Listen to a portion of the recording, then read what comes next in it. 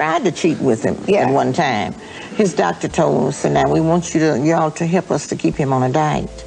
And we did. I fixed his tray that morning and carried it upstairs to him. The one person who knew Elvis Presley better than almost anyone alive was his personal cook. She knew his habits, his moods, and his darkest moments. Yet, for years after he passed away, she stayed quiet while the world argued about what really happened. And when her truth finally came out, nothing could be unsaid.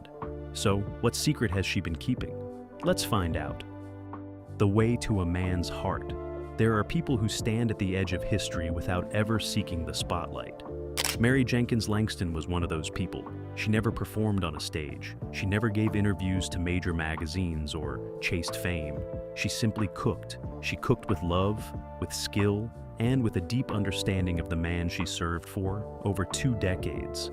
And because of that quiet dedication, she ended up knowing Elvis Presley better than almost anyone else alive. Mary Jenkins Langston spent years feeding Elvis Presley, preparing his requested favorite dishes, including cornbread, biscuits, and his beloved sandwiches. She was not just a hired hand. She was a constant presence inside the walls of Graceland, the grand Memphis estate where Elvis lived, loved, and ultimately lost himself. While the world saw the sequined jumpsuits and the packed arenas, Mary saw the man in his bathrobe asking for breakfast at 3 in the afternoon. Mary Jenkins Langston was born in Mississippi, and it was her knowledge of soul food cooking that led the Presleys to promote her from Graceland maid to cook, a role she would hold until 1989, continuing to cook for the remaining family at Graceland long after Presley's demise. That detail alone tells a powerful story. She did not leave when Elvis passed away, she stayed. She kept cooking in those same familiar rooms, even after the man she cooked for was gone. That kind of loyalty cannot be faked. Elvis Presley's stardom was already astronomical when Mary Jenkins Langston joined his staff in 1963 as part of a rotating team of cooks. She came in when the world was already calling Elvis a legend. She had watched him go from a young, energetic performer to a man carrying a heavy weight. She saw the highs and the lows from the most intimate vantage point possible, his kitchen. While his managers dealt with contracts and his fans adored from afar, Mary dealt with the real, daily human version of Elvis Presley. Mary Jenkins developed a close personal relationship with Elvis Presley that extended beyond her professional role as his cook. She frequently described Elvis as kind and sweet, noting that he treated her with genuine kindness and consideration throughout her years of service. This was not the behavior of a spoiled star treating staff as invisible. Elvis valued Mary. He relied on her cooking not just to fill his stomach, but to bring him comfort in the way that only familiar food can. She represented home, safety, and warmth in a life that had grown increasingly chaotic. Elvis expressed his appreciation for her loyalty and friendship through substantial gifts, including 4 automobiles and a 3-bedroom house. These were not small tokens. These were life-changing gestures, and Mary accepted them not as payment, but as proof that the bond between them was real. She never saw herself as staff in the cold, transactional sense of the word. She saw herself as part of the family. And from everything Elvis showed her, he felt the same way. After Elvis Presley passed away in 1977, Mary Jenkins Langston stayed on to cook for the family for 12 more years. In 1984, she wrote a book about her experiences called Memories Beyond Graceland Gate. Writing that book was not easy. Publishers were not interested in positive stories about Elvis. They wanted scandal, they wanted secrets and darkness. But Mary refused to twist her memories into something they were not. She had real stories to tell, full of detail, and she was not going to distort them to sell copies. Publishers only wanted a book filled with gossip and scandalous material. When she would say she had no such memories, they were no longer interested in publishing her book. That resistance speaks volumes about Mary's character. She could have invented things. She could have added controversy where there was none. Instead, she walked away from deals that asked her to lie. What she eventually published was a rare thing in the world of celebrity memoirs, a story told by someone with nothing to prove and no score to settle. Her domain was a wood-paneled kitchen with harvest gold and avocado appliances, which was added to the Graceland tour in 1995. She returned to honor the occasion, standing in that kitchen again after so many years, she was surrounded by the sights and smells of a life she had poured herself into. She was not a footnote in Elvis's story. She was a central living thread running through the years of his greatest fame and his most painful decline. Mary Jenkins Langston passed away in June of 2000 at the age of 78. When Mary Jenkins Langston finally chose to speak, the world leaned in, because she had been there for all of it. She left behind a kitchen full of memories, a book full of truth, and a portrait of a man the world thought it knew but rarely understood. Through her eyes, Elvis was not a myth or a caricature. He was a real person who loved food, craved comfort, and found both in the meals she made him every single day. Elvis's extreme and unusual eating habits. Food was never just fuel for Elvis Presley. It was comfort, habit, entertainment, and escape. From the time he was a young boy growing up in poverty in Tupelo, Mississippi, food had carried an emotional charge that never left him. When he became one of the most famous men in the world, that relationship with food did not settle into something moderate or controlled. It exploded. The wealth and access that fame brought him meant that anything he wanted at any hour in any quantity could appear before him. And he took full advantage of that. Going from a childhood of lack to a lifestyle where he could have as much of whatever food he wanted anytime he wanted, it meant that he often overindulged to a high degree. Presley expected to be able to order food at home or away at any hour he had a craving. At Graceland, he often preferred having his food carried up to him in bed. This was not laziness, it was the behavior of a man who had grown up going hungry and had never recovered from that scarcity. Food for Elvis was tied to security. Having an endless supply of it, available whenever he called for it, was his way of making sure that scarcity could never return. Presley's love of food went back to his impoverished childhood in Tupelo, during which his family sometimes ate squirrels.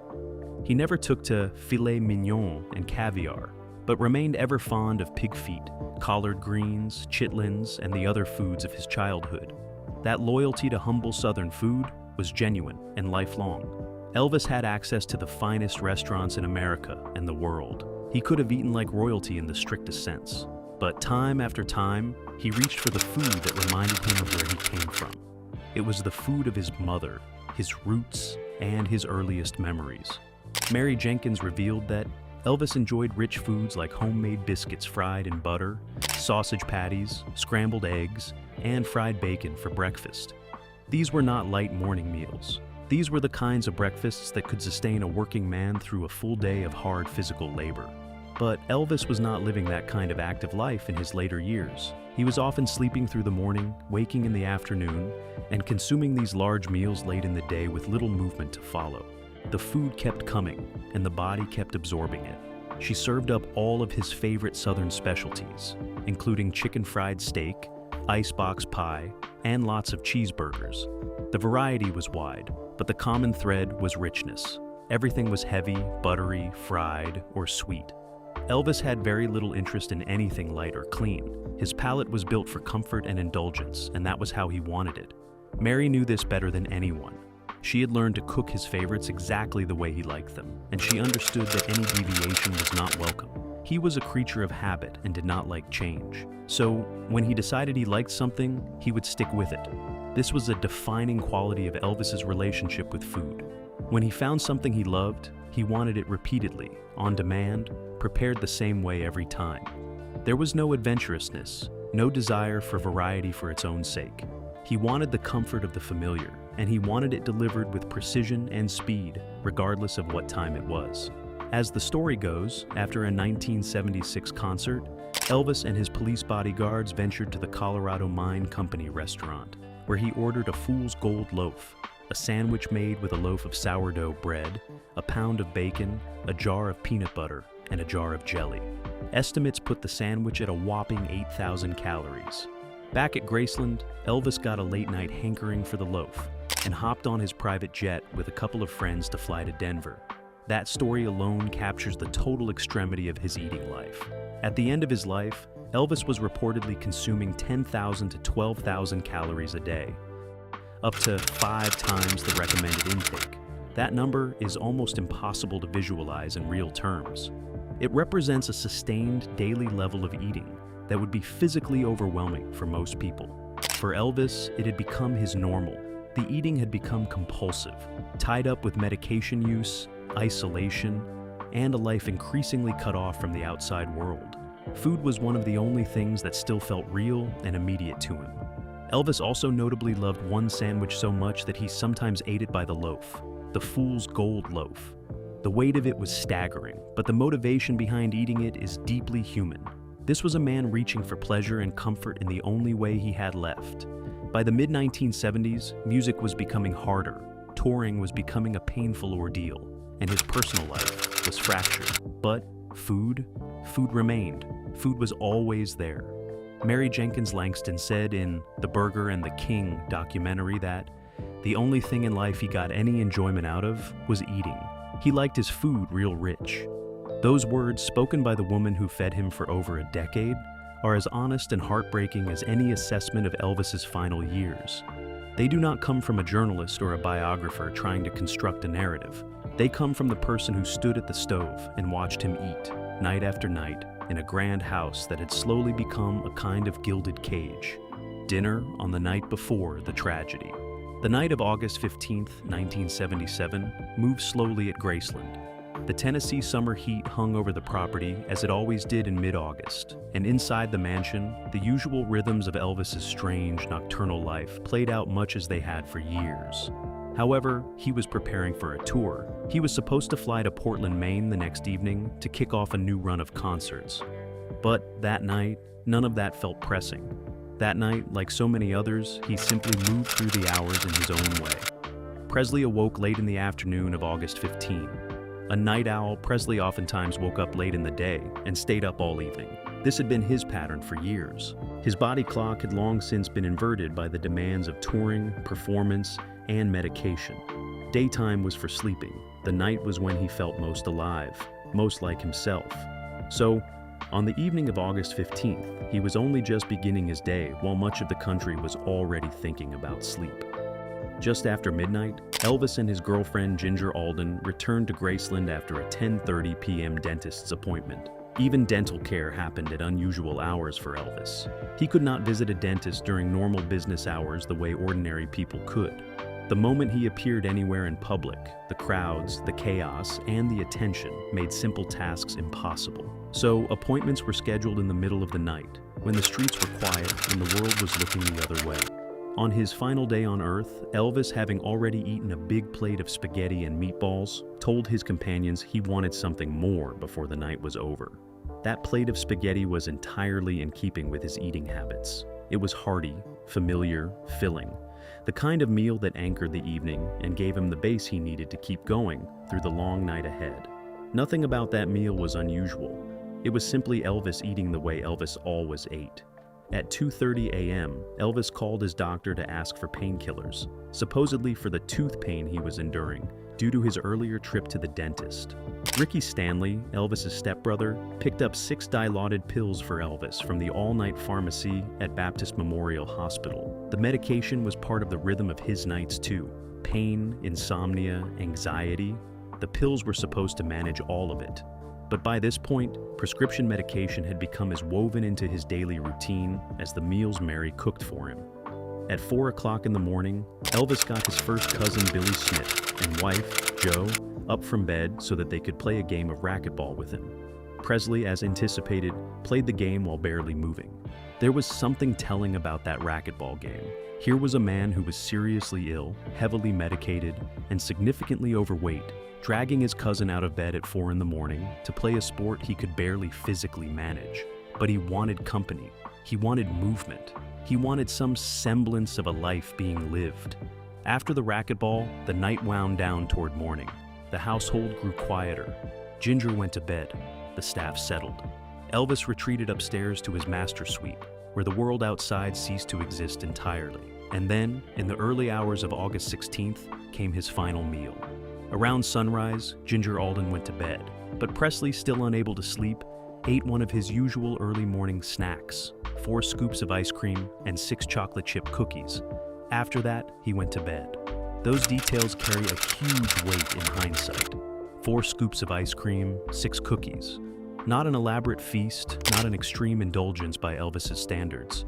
but a late-night snack that had become routine for him. He was alone, unable to sleep, reaching for comfort in the small hours of the morning, the way he always had. He had Sealtist ice cream and Chips Ahoy cookies. Neither of these products would be categorized as gourmet, and there is something devastating in that detail. Here was Elvis Presley, the most famous entertainer in the world, a man who had flown across the country on a private jet for a specific sandwich, a man whose home was filled with the finest things money could buy. Sitting alone with a box of store-brand cookies and a carton of grocery store ice cream. It was the snack of someone who just wanted to feel a little better before going to sleep. Elvis was unable to sleep on the night of his demise, choosing to snack on the sweet treats before attempting to sleep once more. He went back to bed after the ice cream and cookies. He told Ginger he was going to the bathroom to read. He walked in, sat down, and did not come back out alive. The greatest rock and roll star in history spent his final waking moments alone in the calm of a summer morning. In the house he had turned into his entire world, with nothing but a book. The emotional weight Mary carried. When the news broke on the afternoon of August 16, 1977, that Elvis Presley was gone, the world stopped. Radio stations interrupted their programming. Thousands of people began making their way to Memphis without a plan, driven by something primal and unstoppable. But inside Graceland, among the people who had actually known Elvis as a human being rather than an icon, the grief was of an entirely different texture. It was more personal and far harder to carry. For Mary Jenkins, it became a weight she would spend years learning to hold. Mary Jenkins was not working at Graceland when Elvis Presley passed away. She had not been on duty on the day that everything changed. That fact alone introduced a complicated layer into her grief. She had been there for so many years, so many meals, so many late nights, and yet the one moment that would define all of it had happened without her present. She learned the news the way most of the world did, suddenly, without warning, through a phone call or a broadcast that turned the ordinary afternoon into something permanent and terrible. After Elvis passed, people were constantly coming up to her and asking her if he was still alive. She was very confident that, unfortunately, he actually did pass away at Graceland. This detail speaks to the scale of what she was dealing with in the aftermath. People did not want to believe Elvis was gone. The denial was widespread. Some fans clung to conspiracy theories. Some refused to accept the reality. Mary was repeatedly pulled into those conversations, asked to confirm what she knew to be true against the desperate wishes of people who loved him. The grief Mary carried was not just about loss. It was also about the particular burden of being someone who had been close enough to see the warning signs. Those who fed Elvis, dressed him, traveled with him, and stood beside him in the mundane daily hours of his life had watched his health deteriorate for years. They had seen the weight accumulate, the medication increase, the withdrawal from the world deepen. They had raised concerns and been waved off.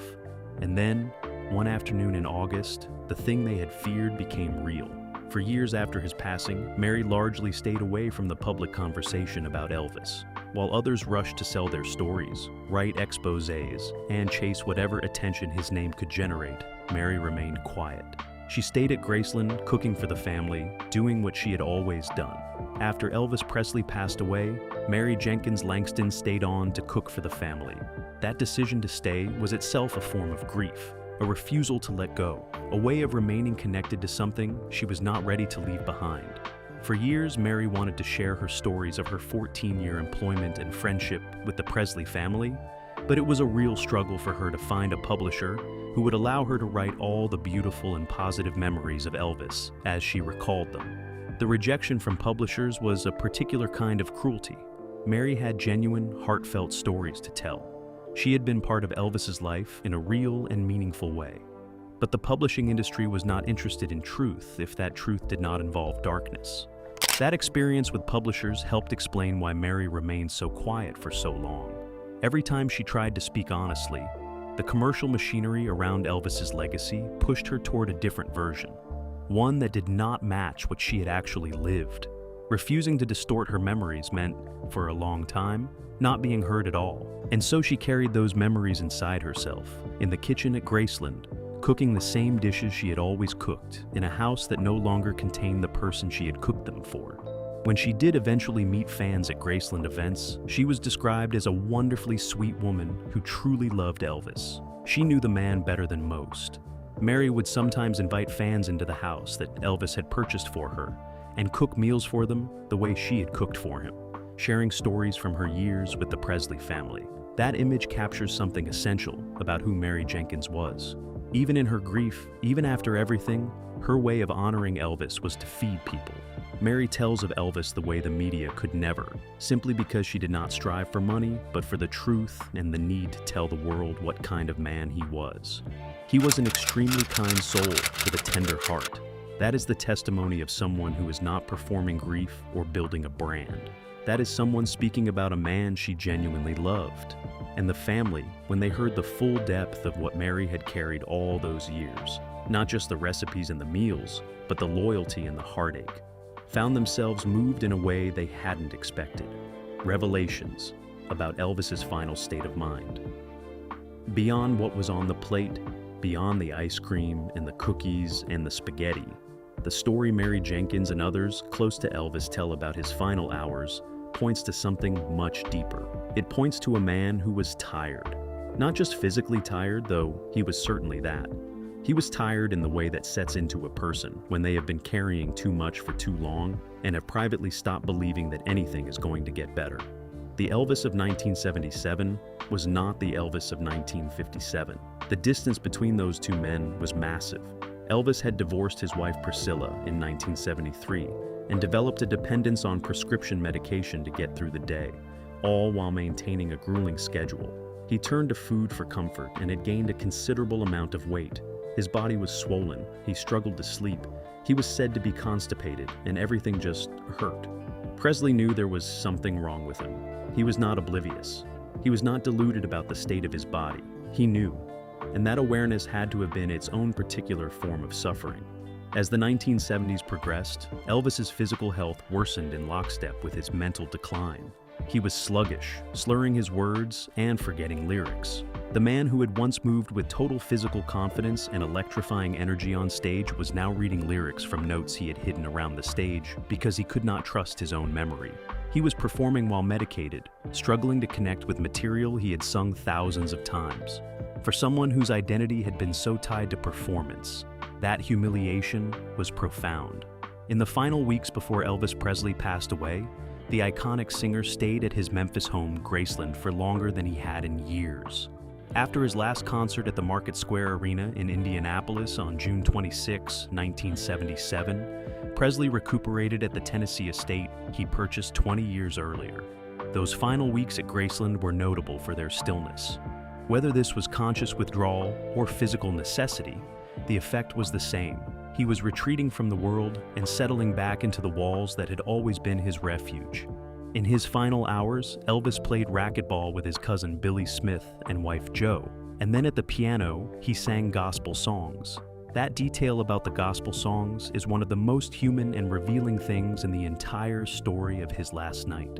Gospel was where Elvis had started.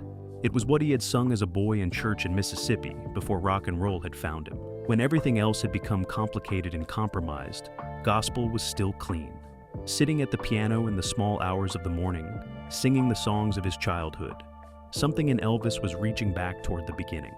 Presley reportedly had been in good spirits early that morning, and he had been scheduled to fly that night to Portland, Maine, to continue his 1977 concert tour. There is something almost unbearable about that detail.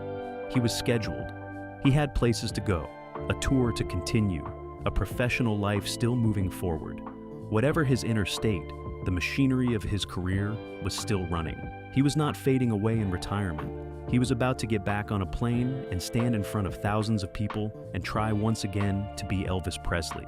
After his passing, the singer's toxicology report revealed that there had been no less than 10 different medications in his body when he passed. 10 different substances. That number reflects not just addiction, but a medical situation that had spun completely out of control. Multiple doctors, multiple prescriptions, a system of supply that had become its own ecosystem surrounding him. The food, the pills, the isolation, and the relentless demand to perform had all fused together into something that his body, in the end, simply could not survive. Mary's account of those final years and final hours adds a layer that pure medical reports cannot provide. She saw the emotional dimension. She saw Elvis sitting at a kitchen table, reaching for food, not out of hunger, but out of a need to feel something warm and safe. She saw a man who had given an extraordinary amount of himself to the world, and had been left, in return, with a body that was failing him, and a life that had narrowed to the rooms of a single house in Memphis. Mary Jenkins Langston said in the documentary that the only thing in life Elvis got any enjoyment out of was eating. That statement, coming from the woman who fed him for over a decade, is both a simple observation and a devastating portrait. Elvis had arrived at a place where the greatest pleasure available to him was a plate of food. The music had become a burden. The fame had become a trap. But food, prepared by someone who cared about him, still reached him. And perhaps that is the most human thing of all about the story of Elvis Presley's final years. That in the end, it came down to something as simple and primal as being fed.